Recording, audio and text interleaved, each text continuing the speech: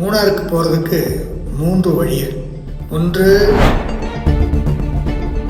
அது கொஞ்சம் தூரம் ரிவர்ஸ் எடுத்து ரொம்ப கஷ்டம், ஆபத்தான ஹேப்பன் பண்ணிட்டு சிங்கிள் ரோடு இந்த மாதிரி சுற்றி இப்படி ஆம்புலன்ஸே போகாமல் டிராஃபிக் ஆகி அந்த ஆம்புலன்ஸ்லேயே நோயாளி இறப்பு சம்பவங்களாம் நடந்திருக்கு. அந்த இப்போது நான் அந்த மூணாறு போயிருக்கும்போது இந்த இதை கேள்விப்பட்டு நானே போகும்போது ஒரு டாக்டர் சொல்கிறேன், எப்படிடா இது எப்படி போக முடியுமோ. நான் போகும்போது இந்த நாள் போகும்போது 3 மணி நேரம் ஆச்சு. அரை மணி நேரம் டிரான்ஸ்போர்ட்னால டிலே ஆச்சுன்னா உயிரை காப்பாற்ற முடியாது. எத்தனையோ பேஷண்ட்ஸ்ட்டு நாங்கள் சொல்லியிருக்கோம். நமக்கு 2 தேர்வுகள் பெற்றாக வேண்டும். ஒன்று,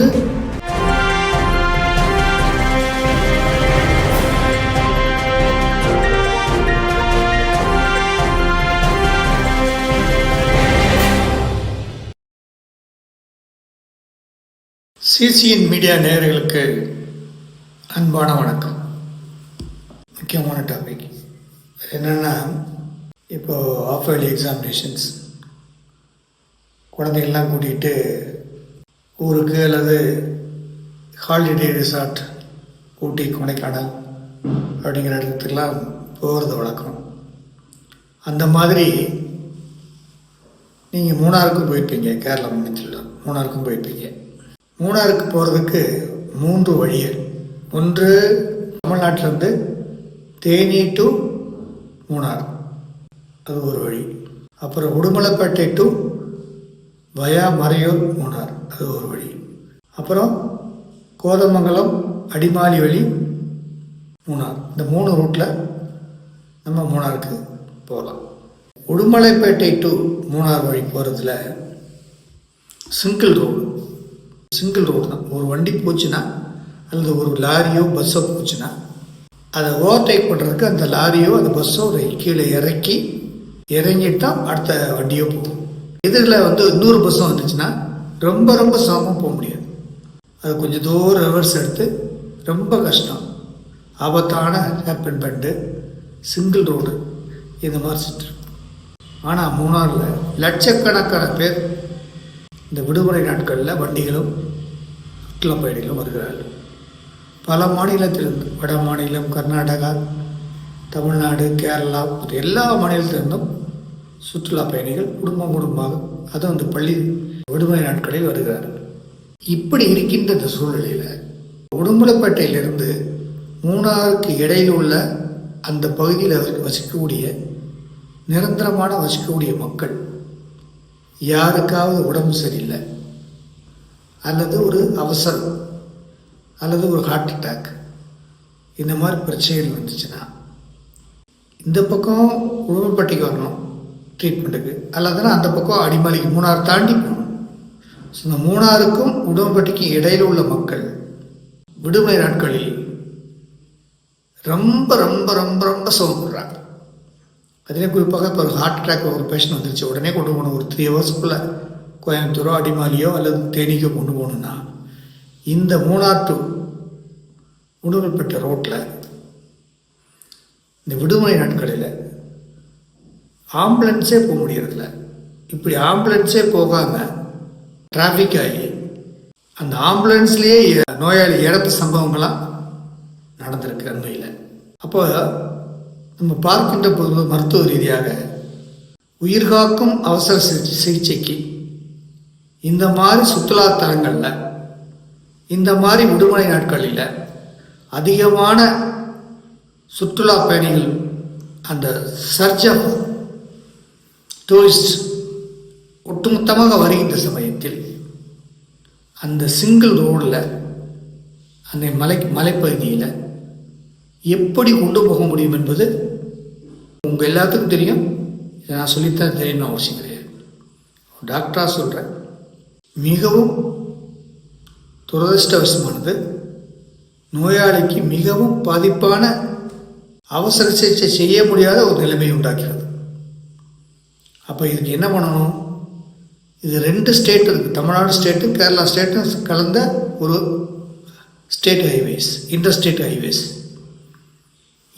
இதுக்கு தீர்வு என்ன அப்படின்னு நம்ம ஆலோசிச்சோம்னா ஒரு டாக்டராக, ஃப்ரீ மூமெண்ட் ஆஃப் டிரான்ஸ்போர்ட். அதிலும் குறிப்பாக இந்த மாதிரி அவசர சிகிச்சை முறையில் ஆம்புலன்ஸ் ஊர்திகள், ஆம்புலன்ஸ் போன்ற வண்டிகள் தங்கு தடையின்றி தாமதம் இல்லாமல் நிற்காமல் செல்வதற்கான ஒரு ஏற்பாடு செய்தாக வேண்டும். இது யார் செய்கிறது? 2 பேரும் செய்யணும். பாதி இடம் வரைக்கும் தமிழ்நாடு கவர்மெண்ட் அந்த ரோடை செய்யணும், பாதி கவர்மெண்ட் கேரளா கவர்மெண்ட் ரோடு செய்யணும், ஸ்டேட் ஹைவேஸில். இப்போது நான் அந்த மூணாறு போயிருக்கும்போது இந்த இதை கேள்விப்பட்டு நானே போகும்போது ஒரு டாக்டர் சொல்கிறேன், எப்படிடா இது எப்படி போக முடியுமோ. நான் போகும்போது முந்தா நாள் போகும்போது 3 மணி நேரம் ஆச்சு. எங்கேருந்து? உடுமல்பேட்டிலேருந்து மறையூர் போகிறதுக்கு 1.5 மணி நேரம். ஆனால் நான் போகும்போது 3 மணி நேரம் ஆச்சு. அவ்வளோ டிராஃபிக். அப்போ இந்த மாதிரி நேரத்தில் மழை காலம்னு வச்சுக்கோங்க, இரவு நேரங்கள் மழை காலம்னா எப்படி நம்ம இந்த பேஷண்ட்டை கூட்டிகிட்டு போகிறது? இது ஒரு பக்கம். இனி ஒரு பக்கம், பொதுமக்களுக்கு ஒரு இடத்திற்கு இன்னொரு இடத்திற்கு போவதற்கான போக்குவரத்து எவ்வகையிலும் தடையில்லாமல் செல்ல வேண்டும். அது ஒரு அடிப்படை வசதி பொதுமக்களுக்காக செய்து கொடுக்க வேண்டும். அப்படி இருக்கின்ற பொழுது நாம் இந்த மாதிரி நேரங்களில் நாம் என்ன செய்ய முடியும்? அந்தந்த மாநிலத்தினுடைய அரசுக்கு தெரிவிக்கலாம். அது மட்டும் அல்லாமல் 2 வனத்துறை சம்மந்தப்பட்டிருக்கு. இந்த ரோடை விரிவுபடுத்தணும், ஒரு 2 அடி விரிவுத்தினாலும் அந்த ஃபாரஸ்ட் கிளியரன்ஸ் ஆகணும். 2 ஸ்டேட் கவர்மெண்ட்டுடைய ஃபாரஸ்ட் கிளியரன்ஸ் மட்டும் ஆனால் பத்தாது, சென்ட்ரல் கவர்மெண்ட்டுடைய ஃபாரஸ்ட் கிளியரன்ஸும் ஆகணும். இவ்வளவு காம்ப்ளெக்ஸ் இஷ்யூ இது. பப்ளிக் ரோடு டிரான்ஸ்போர்ட் ஈஸியாக தடையின்றி நடப்பதற்கு இந்த 3 கவர்மெண்ட்டுடைய ஒத்துழைப்பு தேவைப்படுது. அப்போ நாங்கள் போகும்போது எல்லாத்தையும் கேட்டேன், என்ன இங்குள்ள ரெப்ரஸன்டேட்டிவ்லாம் மக்கள் பிரதிநிதிலாம் இது கேட்கலாம் அப்படின்னா அவங்க சொல்கிறாங்க, இது விரிவாக்கம் செய்கிறதுக்கு இந்த 3 கவர்மெண்ட்டும் ஒரு கோஆர்டினேட் எஃபெக்டில் வந்தால் தான் இதை செய்ய முடியும் அப்படின்றாங்க. ஆனால் அந்த போகிட்ட போதே பார்த்தாலே பல்வேறு இடங்களில் 20 டன் 30 டன் வச்சு லோடு வச்ச லாரிகளும் கல், செங்கல், மண், ஜல்லியெல்லாம் ஏற்றிட்டு போகிறத பார்க்குறேன். ஆனால் அந்த ஸ்டெபிலிட்டி ஆஃப் த ரோடு, சில எஸ்பெண்டுன்றாங்க, அந்த ஹேர்பெண்ட்லாம் போகும்போது அப்படியே ரோடு உடஞ்சி அப்படியே நிற்கிது. நடு ரோட்டில் அப்படியே ஒரு கீழே விழுந்துருக்கு. இந்த வயநாடு மாதிரி லேண்ட்ஸ்லைடு ஆச்சு, மலைச்சல் அப்படின்னு இறங்குச்சுன்னா, ரோடு இறங்குச்சுன்னா ஒரு 100 அடி பள்ளத்தில் தான் போய் விடுவோம், 6ல் தான் விடுவோம். யாருமே இது அங்கே அப்படி ஆக்சிடென்ட் ஆச்சுன்னா யாருமே பிழைக்கிறதுக்கு வழியே கிடையாது. இப்போ இதுக்கு தீர்வு என்ன? நம்ம டூரிஸ்டாக போகிறோம், மூணாரை போய் ரசிக்கிறோம், அந்த கிளைமேட்டை ரசிக்கிறோம், அந்த அழகை ரசிக்கிறோம், எந்த கைக்காலஜியை ரசிக்கிறோம், எல்லாம் ரைட்டு. ஆனால் நாம் பத்திரமாக வீடு திரும்ப வேண்டும் அல்லவா? நாம் மட்டுமல்ல, பொதுமக்கள் அனைவரும் அங்கே செல்கின்றவர்களும் பத்திரமாக வீடு திரும்ப வேண்டுமானவர்களா? அதற்கு வசதியான பாதுகாப்பான போக்குவரத்து வசதிகள் செய்து படுத்த வேண்டுமானவா? 3 அரசுகள், மத்திய அரசு, தமிழ்நாடு அரசு, கேரள அரசு, இது 3ம் சேர்ந்து செய்து ஒரு நிரந்தர தீர்வு, permanent solution the form of widening of the road, அந்த ரோடை அகலப்படுத்த வேண்டும். எங்கெங்கு ரோடு இடிந்திருக்கின்றதோ அல்லது வலுவிழந்து நிற்கின்றதோ அதையெல்லாம் வலுவாக்க வேண்டும். அந்த ஸ்டெபிலிட்டியை என்ஷூர் பண்ண வேண்டும். எங்கெங்கு பாதுகாப்பற்ற முறையில் அந்த வளவுகள் இதெல்லாம் இருந்தாலும் அதெல்லாம் விரிவுபடுத்தி போக்குவரத்தில் வருகின்ற வண்டியும் போகின்ற வண்டியும் சிரமமின்றி ஒரே நேரத்தில் மாறி மாறி போய்வதற்கான வழிகளை உண்டாக்க வேண்டியது இன்றைய அவசியம். வெள்ளம் வரும்பொழுதுக்கு முன்னாலே அணை கட்ட வேண்டும் என்று சொல்வதைப் போல நமக்கு 2 தேர்வுகள் பெற்றாக வேண்டும். ஒன்று அவசர தீர்வு, அதாவது உயிர்காக்கும் நோயாளிகளை சிரமமின்றி 1 நிமிஷம் 10 நிமிஷம் லேட் பண்ணால் கூட அந்த உயிரை காப்பாற்ற முடியாது. அந்த கோல்டன் ஹவர்ஸ்ன்னு சொல்லுவாங்க. அந்த மாதிரி இருக்கின்ற அந்த நோயாளிகளை தங்கு தடையின்றி சிரமமின்றி போக்குவரத்து இடைஞ்சலின்றி கொண்டு செல்வதற்கும் கொண்டு வருவதற்கும் உண்டான வழியை அவசர தீர்வாக செய்ய வேண்டும். இனி ஒன்று நிரந்தர தீர்வு, பெர்மனன்ட் சொல்யூஷன். ஒரு மருத்துவர் என்ற முறையில் அரை மணி நேரம் டிரான்ஸ்போர்ட்னால டிலே ஆச்சுன்னா உயிரை காப்பாற்ற முடியாது. எத்தனையோ பேஷண்ட்ஸ்ட்டு நாங்கள் சொல்லியிருக்கோம், நீ ஒரு அரை மணி நேரம் கொஞ்சம் முன்னாடி இருந்தீங்கன்னா காப்பாற்றிருக்கலாம் அப்படின்னு. ஸோ அந்த எமர்ஜென்சி, அந்த கோல்டன் அவருடைய இம்பார்ட்டன்ஸை கருதி ஒரு டாக்டர் என்ற முறையில் இதை நான் உங்களுக்கு தெரியப்படுத்துகிறேன்.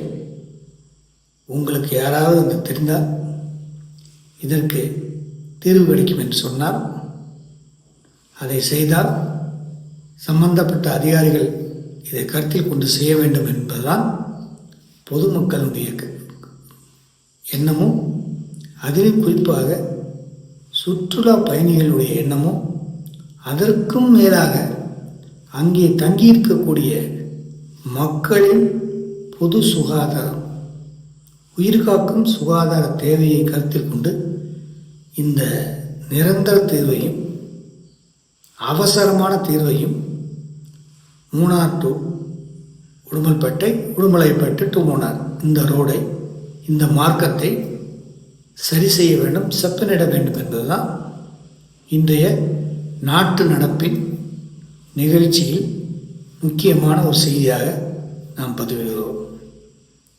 பார்ப்போம். நல்ல உள்ளங்கள் கவனத்திற்கு சென்று அது சம்பந்தப்பட்டவர்களின் கனிவான பார்வைக்கு சென்று அது பொதுமக்கள் நலனை கருத்தில் கொண்டும் சுற்றுலா பயணிகளின் பாதுகாப்பை கருத்தில் கொண்டும் அவசர நோயாளிகள் உடனடியாக தாமதமின்றி ஆஸ்பத்திரிக்கு சென்று மருத்துவம் பார்ப்பதற்கான தேவைகளை உள்வாங்கிக் கொண்டு இது தீர்வு காண வேண்டும் என்று பொதுநல அக்கறையோடு வேண்டுகோளை வைக்கிறேன். நன்றி, வணக்கம்.